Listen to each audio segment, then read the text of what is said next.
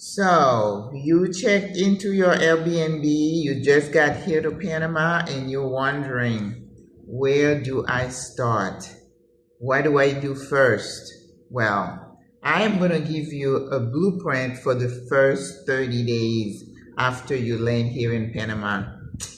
Don't go anywhere. This is part of our series that we're calling Educate. On Mondays, I'm trying really hard to put this video out this afternoon on Monday. We'll see.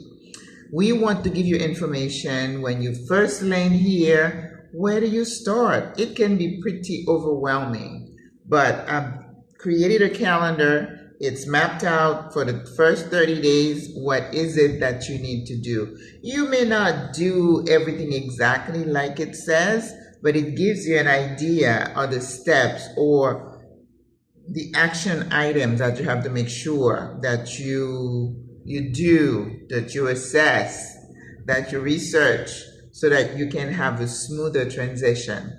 All right.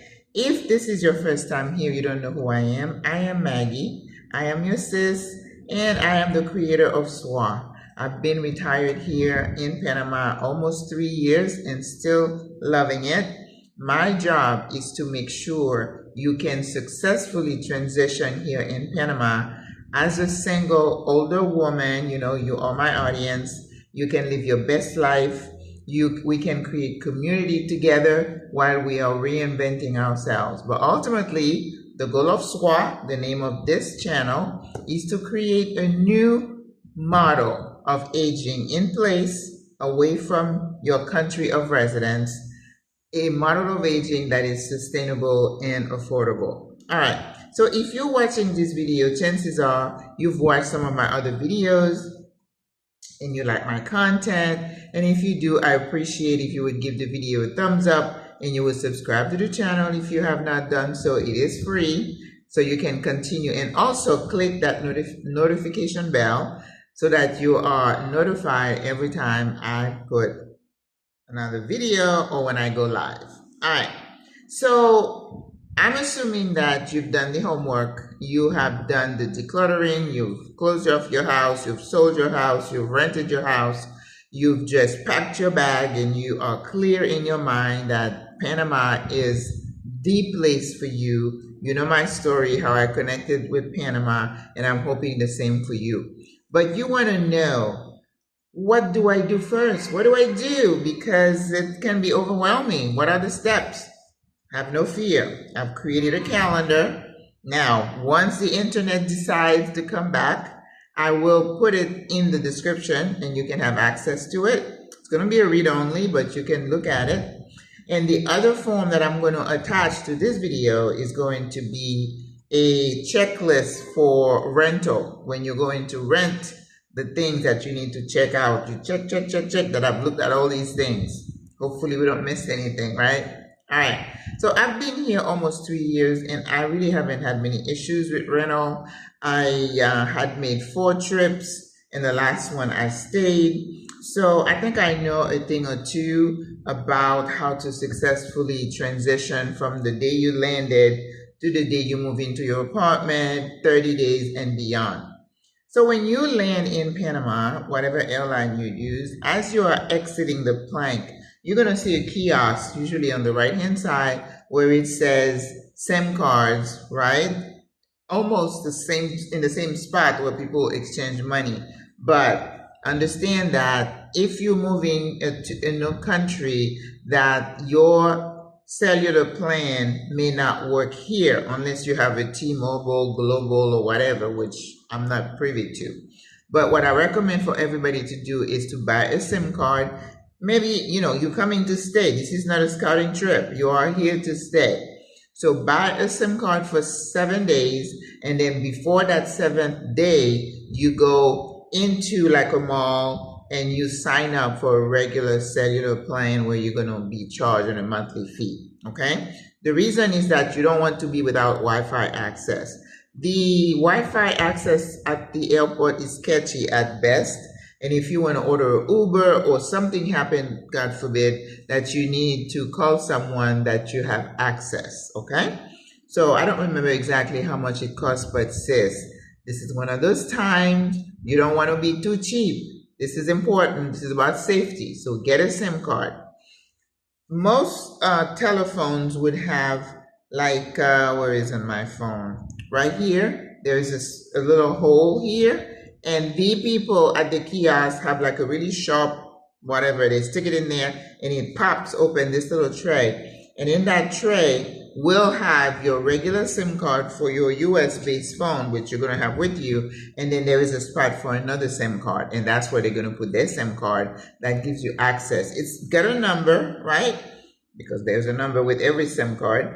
And then you're going to have, it's going to say unlimited Wi-Fi, messaging, and all that. So you can use your phone and not be without it. So make sure you do that. I also had asked you to download Uber and WhatsApp on your phone, because when you're traveling, you can call anywhere in the world for free. I still don't know how that works, but you can do video call all your friends and family. That way you don't get charged those roaming charges. Okay, so now you have rented an Airbnb, not rented, booked an Airbnb, and I recommend that you do that for about 3 weeks, because you're going to need that much time. First week, I want you to rest, and then you get 2 more weeks to research apartment, visit apartments, weigh the pros and cons, go back and revisit until you make your choice. Okay, so that's that. On day 2, 2, 3, 4, 5, 6, 7, I want you to majorly rest. So on the day you land, hopefully you'll have maybe some granola bars or some snacks so you don't starve, depending on when you land, when you get here. If you get here in the middle of the day, you could just Google, restaurants near me, food delivery. Uber Eats works really well here. So if you have Uber, you'll be able to, look through the restaurants and order your food. There is like a minimal charge of $1, $2 for delivery, which is nothing. And you can order food. Yeah, this is one of those times that you may not be able to get, excuse me, exactly what you want, but we don't want you to starve either, right? Okay, so you got that. And then you sometimes will have to get water. Some of the Airbnbs may have water, some may not. So you're going to Google again, Mini Super, MINISUPER. That's usually a small little bodega type convenience store. When you go in there, you can get fresh fruits, you can get drinks, you can get snacks, bread, peanut butter, anything that you might want to tie you over. So you relax, you go to sleep. Don't worry about, if you are going to be there for 3 weeks and it's not where you're going to stay, you don't need to unpack your stuff. So when you are packing, maybe in your backpack or your carry-on, put the clothes that you think you might need for the time that you're in that Airbnb. That way you don't have to be rummaging through all, your suitcases to find stuff. I've seen people do that. It's very frustrating. All right, so day 2, you're looking for the Mini Super. You are Googling where the food store is. So you can go in there. Some of these food stores would have prepackaged lunches that they sell, chicken, mashed potatoes. I've seen meatballs and corn and rice. So that would be good. You also want to Google Fonda, Fonda, near me. The fondas are like small mom and pop shops where you can get local food for cheap. I'm talking about a nice lunch for $5, right?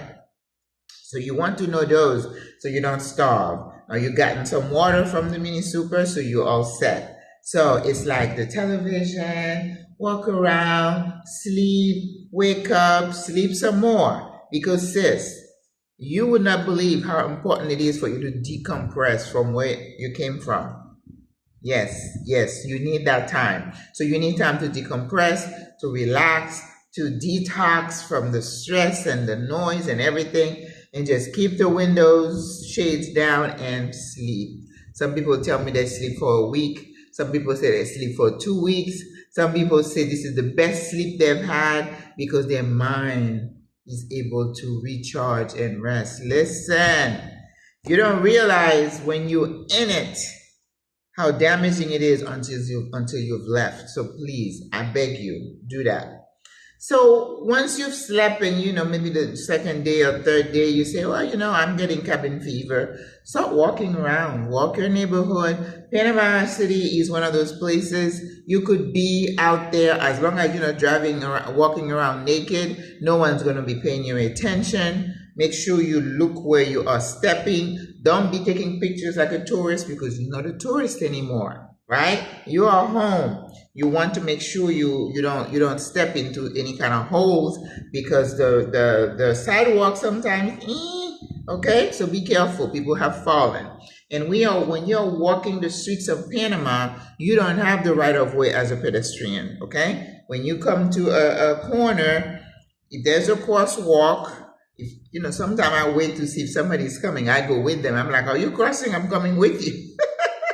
Otherwise, make sure you look at that driver, and sometimes they'll flash their lights to tell you to go. And then I usually say, thank you. And then I cross because people have gotten hit. So be careful, sis. No accidents, okay? So walk the neighborhoods. Start talking to your real estate person that hopefully you have made contact with before you got here, and he already knows what you want: 1 bedroom, 2 bedroom, elevator in a building with 24-hour security. You tell him what you want. And at the same time, I know you're going to be on the phone with your family, you're going to be on your computer. You can go on www.encuentra24.com. That is like the multiple listing here where you can search apartments and you can get an idea. And I'm sure you've done that before you got here, okay? So you may see some favorites, and at the end of the listing, there will be a WhatsApp button that you can send a message if you're interested in seeing it. And then they would respond back and forth, and you can set up some time the following week. But the best thing to do is to work with a realtor that hopefully you would have gotten from me or somebody else, and you tell them what you want, you tell them your neighborhoods, and they will line up some places for you to see, okay? Now, most of the owners here, the apartments are individually owned, and the owners sometimes are not local. They may be out of the country, in Spain, Colombia, Venezuela, other places,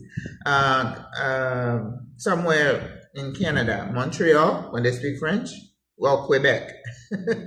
There are a lot of French Canadians in my building, all right? So start lining up some appointments, some places for you to see in the following week.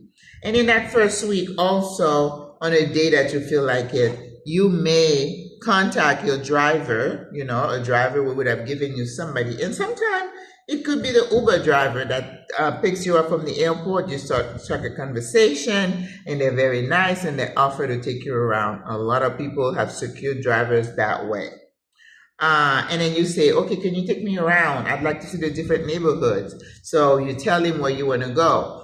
And hopefully we've told you want to tour El Cangrejo, Bella Vista, Balboa Avenue, Punta Pacifica, Costa del Este, San Francisco. Those are the main ones. And that's where most expats tend to congregate, all right? And when you get to those places, stop. If you see a restaurant, stop, walk around, smell, look at the sidewalks, see what's available, the stores, the food stores. You are looking for your neighborhood, okay? So whichever place you pick, it has to talk to you. You know what I mean? Okay. So now, on that 7th day, you may want to venture out to Albrook Mall. Albrook Mall is a place that you would want to go to because everybody goes to Albrook Mall. Take an Uber there. That's where you're going to find your places to buy a telephone if you want to, or you go into Tigo, T-I-G-O, or T-Mobile. Instead of mobile, it's a V. And those two places will offer you telephone, cellular service. I'm talking $25, $30 a month with unlimited everything, and they'll give you that local 507 number. And you need that number when you go to hook up your electric. You need that number to do any kind of transaction locally. They do not want to deal with your US number. And your US number, don't touch it, leave it alone. I'll do another video about that, but don't turn in your number. Keep it, okay? So now you've looked around, you feel a little bit more settled, you can walk around, you know, you don't get lost. And if you get lost, Google Maps, follow Google Maps. It takes you exactly where you need to go. The second week, you are seeing apartments, either with your realtor or the people you have called about an apartment, right? And then take notes. Take your notebook with you and note the address of the apartment, where it was, what it was, the description, 2-bedroom, 2-bath, 1-1. You like the neighborhood, what you didn't like about it, and you take that checklist that I'm gonna give you and check, you know, the cupboards and the water pressure and the AAC. Ask about filters, when it, maintenance, when it was, all kinds of things to look at, okay? No surprises.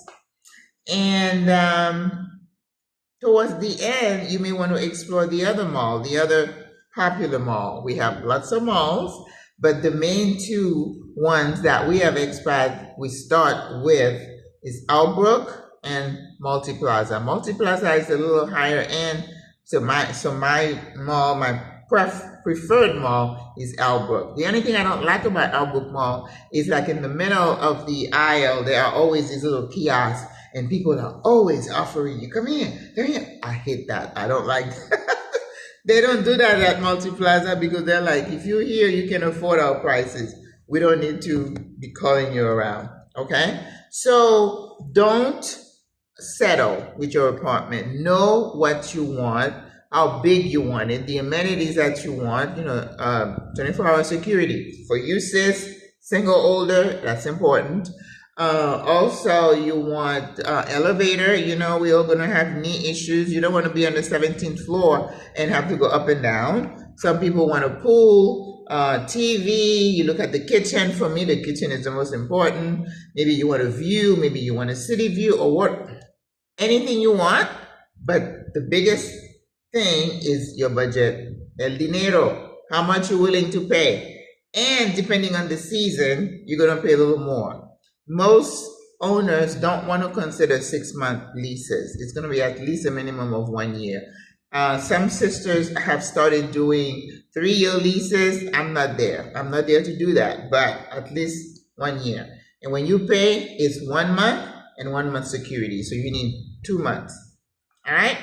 So the third week, like I said, you already got your phone. You're working on your apartment. That third week, you start to triage.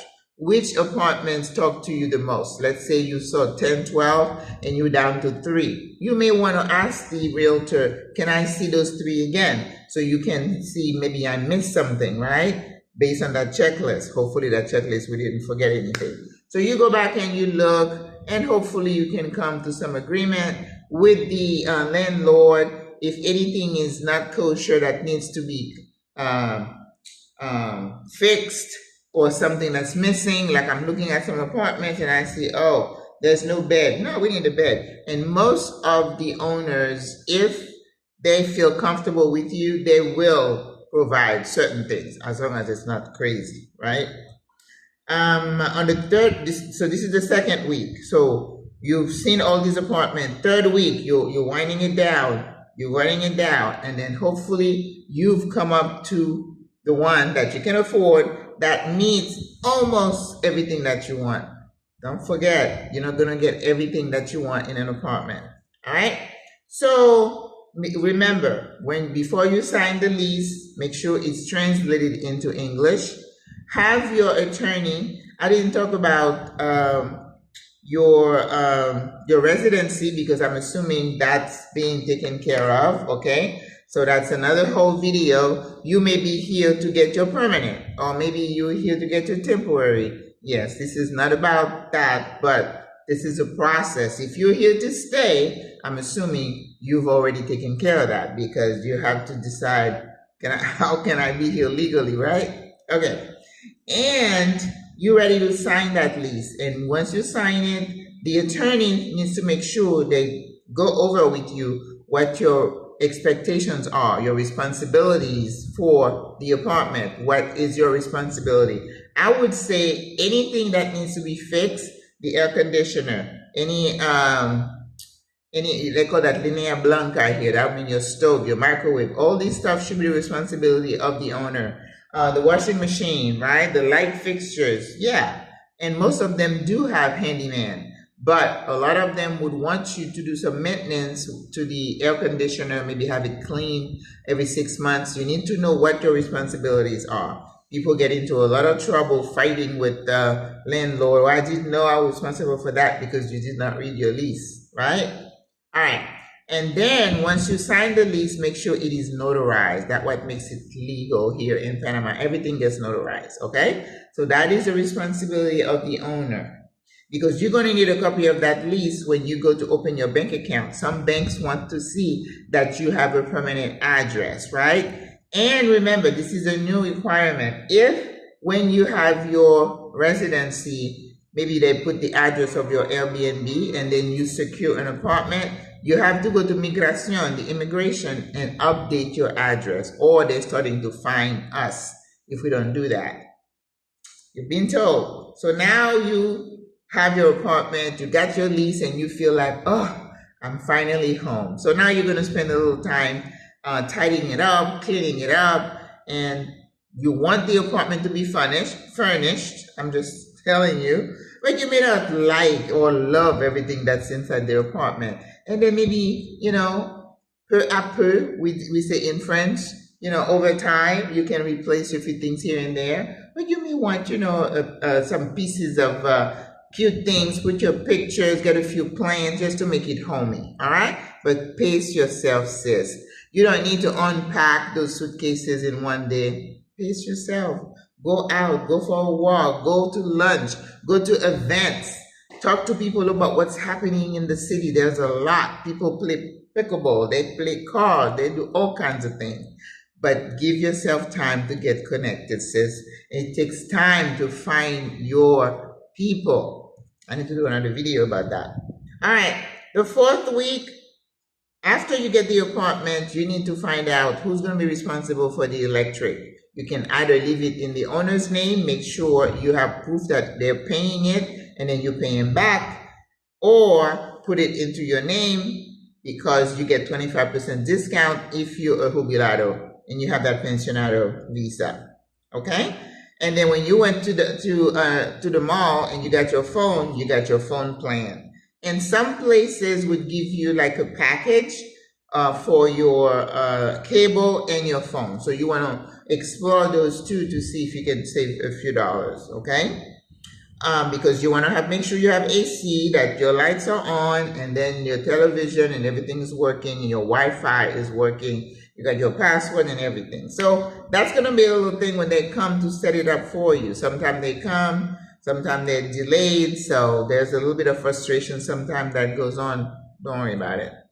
And in that 4th week, with also someone, we call these people fixers. It could be the driver who picked you up from the airport, who took you around, drove you around. They'll go with you to the bank to open your bank account. That's a process. And for that, you're going to need a copy of your lease that is notarized. You're going to bring your passport, not a copy.